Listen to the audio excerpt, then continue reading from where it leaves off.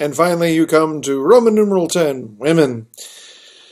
The big thing during the Gilded Age was the woman question. And the woman question basically encompasses three parts. There's voting, whether or not women should be allowed to vote, whether they should want to vote. There's property and income, whether or not they should be allowed to have their own. And finally, education and jobs. Again, should they be allowed to have them?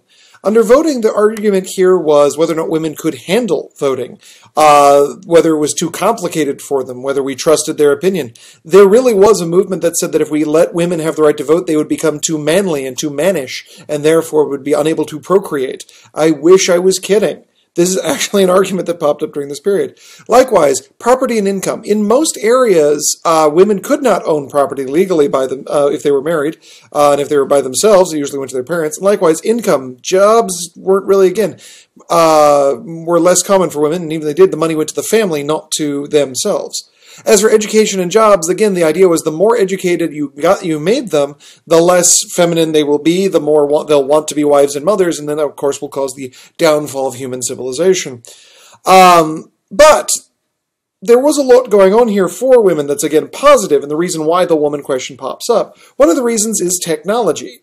As technology becomes more and more expansive, and more prevalent, it limits the woman's role in the home. The idea being that now that we have things like washing machines, and obviously not the full-size electric models that you all have, but any machine designed to speed up washing or any machine designed to speed up cooking gave women more free time. And the more free time they had, the more they began to question, why am I just sitting around doing nothing or only doing things that my family wants? So this is why the woman question begins to pop up now. They have more time. In terms of shopping, and again, I find your book puts this under women, but you know, whatever.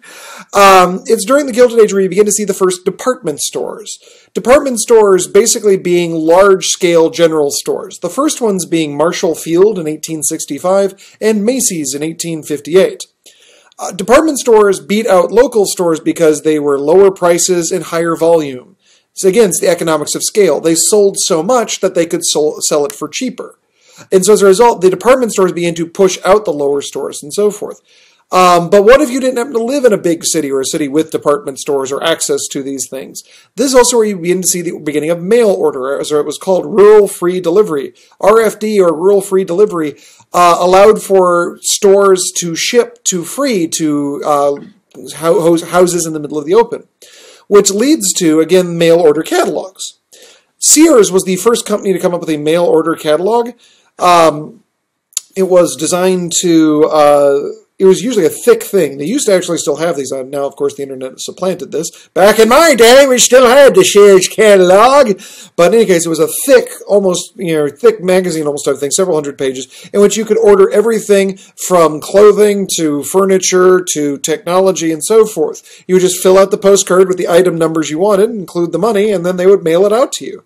So again, this allowed for people to buy things easier, and if they bought them, that means that women didn't have to make them. And so that was nice.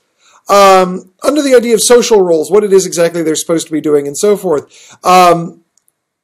This is one of those great moments here. The book Sex and Education. Sex and Education was a book written by Edward H. Clarke. In Sex and Education, Edward H. Clarke basically argues that women are incapable of being educated. He argues that due to the shape of their brain, that women are therefore incapable of higher education. And again, this was a very popular book at the time.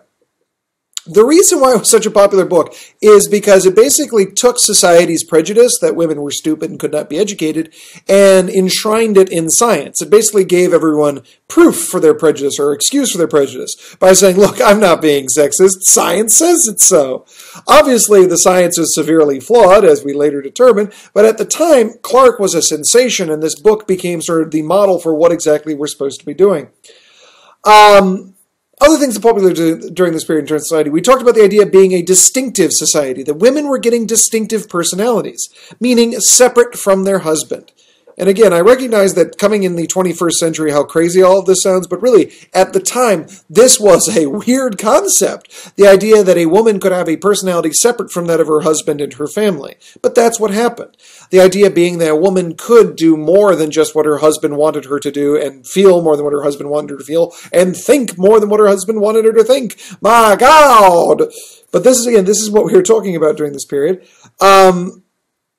As The Awakening and The Education of Henry Adams are two books on these sort of topics about what women are doing during this period. The Awakening, written by Kate Chopin, is a book all about a woman who realizes her situation and rebels against the chains of society.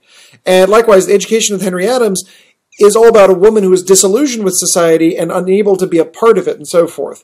It's all about, again, sort of the rankling against society's barriers. Both of these books are talking about, again, the way that society controls people and forces them into a little, hole that they have to be stuck in and so forth. Okay, I believe that takes care of everything. So, if you've managed to finish this extra early, then you have a few days where you can have essentially a study hall or go back and rewatch these or whatever you'd like to do. I will also try to include a couple other suggestions, possibly a couple of crash courses or something along that line that you can watch.